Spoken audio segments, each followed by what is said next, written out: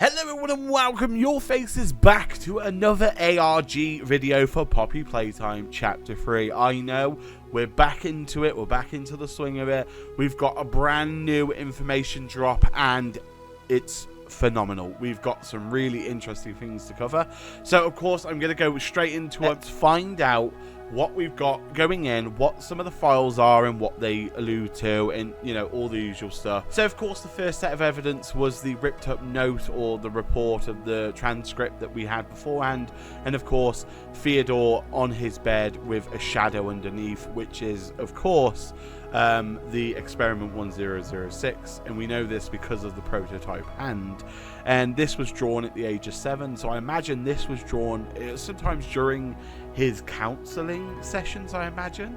And as you can see, we see Theodore's a happy chappy, but there's something lying under his bed, which is alarming. And of course the ripped up piece of paper give us the answer to the messages that were missing in the original transcript between Thomas Clark and Joe Sinclair. And of course now we know what the actual full conversation is, so of course I'll say it to you and I'll reiterate it. So it starts with Joel Sinclair saying, Thomas, and then Thomas Clark, hi Joel, we need to talk, I'm still trying to piece everything together, that would make 2 of us. Do you have any update on Theodore? Last I heard they were loading him into an ambulance, that was about half an hour ago I think. He is alive and at hospital, but that's all I was told, I guess that's something. Do we have any idea what happened to him? The paramedics say he was electrocuted, the current stopped his heart. My goodness, that poor kid. I saw the burns and they were wheeling him out. Nobody knew what was going on. Something about him sneaking out of Home Sweet Home. And trying to open a maintenance store out of Playcare, he had somehow gotten his hands on one of the new grab packs in green hand attachments. Either something malfunctioned or he just made a mistake. He's 7. How would he know how to do that in the first place? We're not really addressing the elephant in the room, are we? Are you suggesting what I think you are? This imaginary friend of Theodore's, what if this thing was what he's been talking about? I don't know, he's always been a bit odd, hard to get a read. They found a second grab pack by the maintenance store, and that door needs 2 people to open it. This is the only thing I can think of that makes any sense.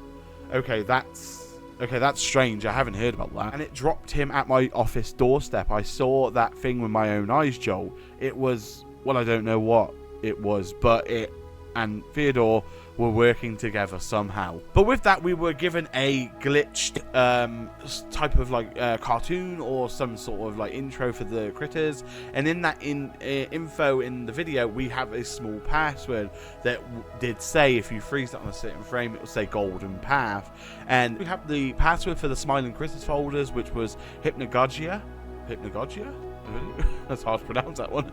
And of course that gave us to a brand new video of the smiling creatures, which was absolutely unfazed with any sort of glitch effect or anything of the sort. So we are going to let's talk about it, let's react to it, let's do all the usual. Okay, so it is literally just like an animation show, I imagine.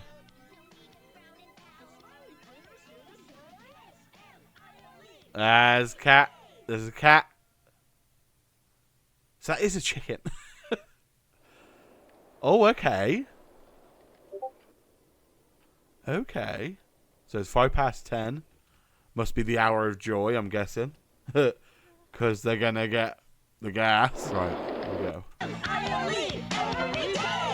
Okay. Smiling critter time.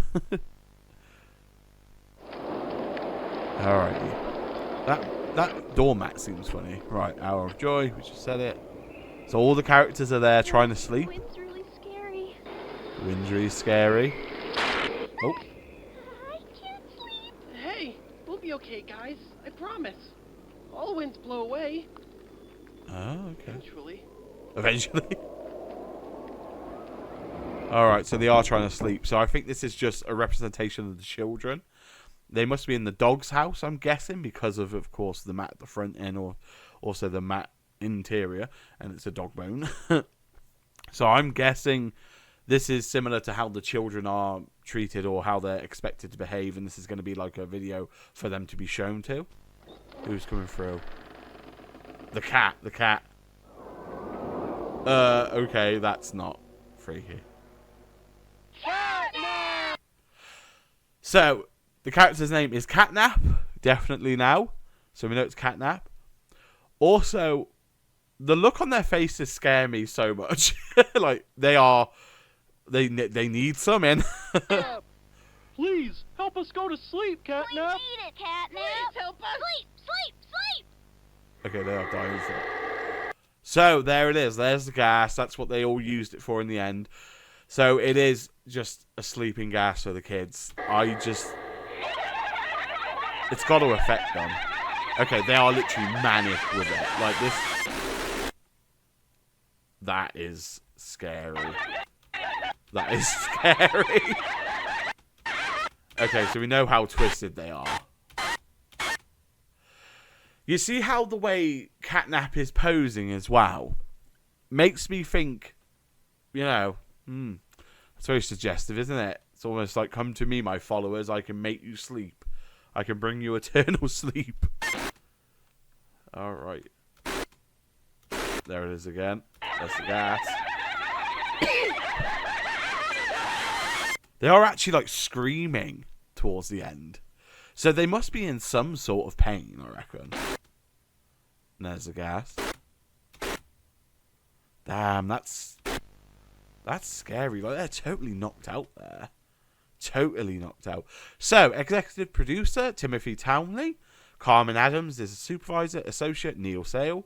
Director, Richard Stockton. Story editors, Denise Wolfe and Susan Skolber?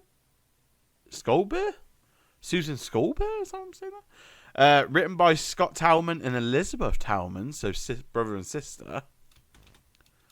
That's interesting. Doggy Day confirmed character. So Doggy Day, the one that spoke, is played by Gary Wood, and Picky Piggy. Now we now have the name for that as well. Hannah Coughlin. Sorry. Bobby Bear Hug. Okay. Mary Reed plays that one. Very interesting though. Like, again, it's just reiterating how dark this chapter is going to be, and I'm all for it. I'm hoping to see some more ARG news in the future. You know there's going to be some more before the release of Chapter 3. But yeah, I feel like there's some good stuff in there. So it's good to know that we've now seen the conversation between Thomas Clark and Joel. It's good to know that we now seen the animation for the small critters and where they belong. They, of course, are obviously meant to be aimed at children, like maybe below 7, not actually at 7 like Theodore is. But I definitely think it's a way to sell off those like gas creatures. Maybe it was a way just to help people sleep, or, you know, well, I say people, help children sleep, help them. But yeah, it seems to be taking a very dark turn. But let me know what you think in the comments below. Let me know if you have any theories. Of course, I'll be doing an actual theory in the next few days about it. I've got a Little Nightmares one coming up next. But after that one, I'll have an actual theory about something else that I think not a lot of people have noticed. But with that being said, if you love the videos, if you love Poppy Playtime content and you want to see Chapter 3 when it comes out early and all that jazz, hit like and subscribe. I will be covering it like mad. And with that being said, have a lovely morning, day, or night, wherever you are in the world. Stay safe, and I'll see you all in the next Poppy video.